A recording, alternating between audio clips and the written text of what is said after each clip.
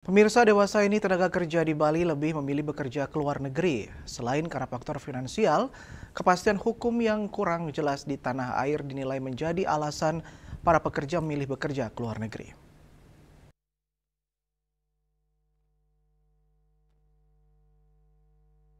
Fenomena tenaga kerja Indonesia, khususnya Bali, yang semakin banyak mencari kerja ke luar negeri perlu disikapi dengan baik.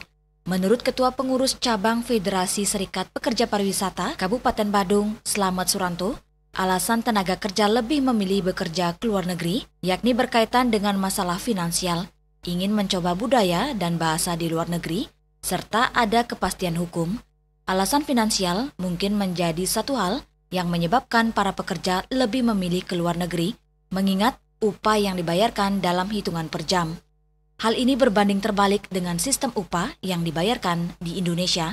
Sementara itu, berkaitan dengan kepastian hukum tenaga kerja di Indonesia belum selesai hingga sekarang.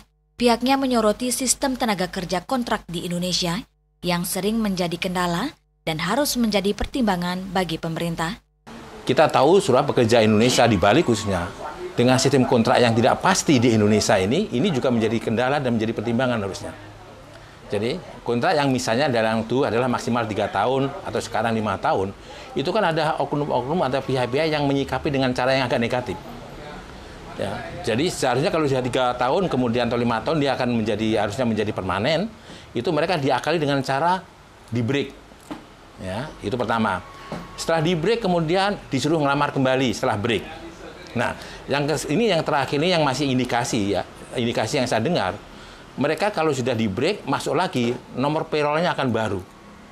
Ini adalah sikap-sikap yang sebetulnya membuat pekerja di Bali ini tidak tenang untuk masa depannya. Maka tidak salah kalau beberapa tenaga kerja kita di Bali itu lebih suka keluar ya fenomena ini. Itu salah satu, selain juga finansial tadi. Ia berharap kepastian hukum bagi tenaga kerja sangat dibutuhkan.